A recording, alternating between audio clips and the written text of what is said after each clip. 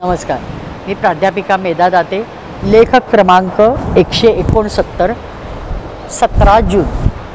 श्री कृपेची कृपेचे आगर, दयेचा सागर.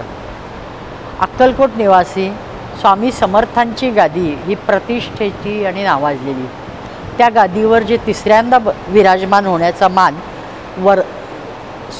श्रेष्ठ योगी गंगाधर महाराजांना मिळाला. ते त्यांच्या अव्वल आणि श्रेष्ठ गुणांमुळे बाळप्पांचे पट्टशिष्य होते आणि म्हणूनच योग्य वेळी बाळप्पा महाराजांनी जसे स्वामींनी त्यांच्यावर सोपस्कार केले आणि गादी सोपवली, तसेच सोपस्कार करून गंगाधर महाराजांच्यावर गादी सोपवतात. 1910 साली हा सगळा समारंभ होतो आणि ते 1910 ते 1938 अशी 28 वर्ष त्यांनी उत्तम गादी चालवली. अतिथी, सेवेकरी, सगळ्यांच्या राहणे, जेवणे याकडे जातीने लक्ष गंगाधर महाराज देत.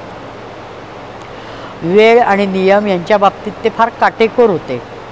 सुरुवातीला स्थानिक लोकांचा असहकार, कारण ते नागपुरातनं आलेले, माणसाला इथला माणूस नव्हता का, बाळप्पांनी दुसऱ्याला कशाला दिला असं वाटायचं. पण हळूहळू यांचं निर्मळ मन, स्वामीनिष्ठा, उदात्त विचार, निस्पृहता या सगळ्या गुणांची ओळख व्हायला लागते आणि लोक त्यांच्या गुणांच्या प्रेमात पडत पुनश्च एकदा त्या मठाकडं ओढले जातात. तिथं मठात अन्नदान रोजच चालू होतं. ते तसंच चालू ठेवलेलं असतं. गुरुप्रतिपदा आणि गुरुपौर्णिमा या विशेष दिवशी तर 2-2, 3-3 हजार लोक जेवून जात असत. त्या काळी सेवेकरी असा स्वतंत्र माणूस नसे म्हणून गंगाधर महाराज स्वतःच पाने वाढायचे, तयारी ठेवायचे. ते फार प्रेमाने वाढत असत आणि स्वतः मात्र बाळप्पांच्या समाधीच्या दिवसापासून अन्नवर्ज्य केलेले होते. फक्त फलाहार, तो सुद्धा कधीतरी आठवड्यातनं एखाद वेळेस. उपासना मात्र पहाटेपासून प्रचंड चालू असे. एकदा 1918 साली खूप मोठा दुष्काळ पडला. शेती नाही, धान्य नाही, कुठे कुणाला कामही नाही, पर्यायाने खायला अन्न नाही, प्यायला पाणी नाही. गरिबांचे फार हाल व्हायला लागले. मग गंगाधर महाराजांना कुणकुण लागली की स्वामी भरोशावर त्यांनी उदंड अन्नदान सुरू केलं. काय व्हायचं ते होऊ दे, जे आहे मठात ते तर द्यायला लागू. पण दुसऱ्या दिवशी भाकऱ्या करायला बायका लावल्या आणि भरपूर भाकरी आणि भाजी किंवा पिठलं असं बनवलं जाईल. मातंग समाज, रामोशी समाज इत्यादींना निरोप धाडले गेले आणि मोठ्या माणसाला चांगल्या जाड 2 भाकरी आणि लहान मुलांना 1 भाकरी आणि त्याच्याशी तोंडी लावणं असं स्वतः महाराज गंगाधर महाराज उभारून दान द्यायचे.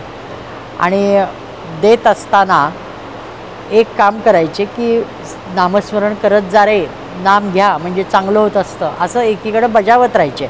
आपल्याकडनं पुन्हा पुन्हा संस्कार करत राहायचे.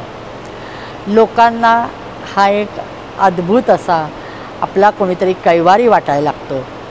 अन्न तर मिळायला लागलेलं असतं आणि अन्नाबरोबर प्रेमाचा भुकेला असलेला हा समाज उत्स्फूर्तपणे त्यांना बाबा म्हणून संबोधायला लागतो आणि आपल्या सगळ्याचीच काळजी, म्हणजे आपल्या ह्या भुकेच्या बरोबर, म्हणजे पोटाच्या भुकेच्या बरोबर प्रेमाची भूक भागवतोय आणि त्याच जोडीला आपल्याला देवाकडं हा खेचतोय हे हळूहळू त्यांच्या लक्षात यायला लागतं. ते त्यांच्यासमोर भजनं कशी म्हणायची शिकून घेतात.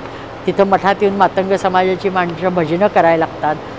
जातीपातीच्या ज्या शूद्र संकल्पना असतात, आजसुद्धा समाज त्यातून तेवढा बाहेर आला नाही. पण गंगाधर महाराज खरेखुरचे वेद म्हणजे अभ्यास केले असल्यामुळं त्यांनी 100 वर्षापूर्वीच ही संकल्पना धुडकावून दिली आणि त्या लोकांना जवळ केलं. अन्न पाण्याविना समाजासाठी झटणाऱ्या या प्रिय भक्ताला स्वामींच्या कृपेने उदंड वरदहस्त मिळत होता. कारण अन्नदान करायला धान्य मठात हवं ना, ते कसं येत होतं हे कळतच नव्हतं. अविरत 2-2, 3-3 वाजेपर्यंत 10ला जे दान द्यायला सुरुवातीला बसायचे ते 12, 1, 2 वाजेपर्यंत दान देत राहायचे. भाकरी पिठलं, या बायका भाकरी पिठलं बनवायच्या आणि हे दान द्यायचे. किती अजब गोष्टी आहेत या, पण ह्या घडल्या. आणि असा हा महात्मा उदंड त्यांच्यावर स्वामी कृपेचा वरदहस्त होता. म्हणूनच त्या बरसणाऱ्या वरदहस्तामुळे त्यांच्या आनंदात, समाधानात, प्रेमात, उत्साहात ताकदीत किंचितही कमी नव्हती. प्रदीर्घ उपवास असला तरीसुद्धा चेहऱ्यावर लवलेश नसे आणि तो कायम प्रसन्न व आनंदीच असे. धन्य गंगाधर महाराज आणि धन्य त्यांची निष्ठा. नमस्कार.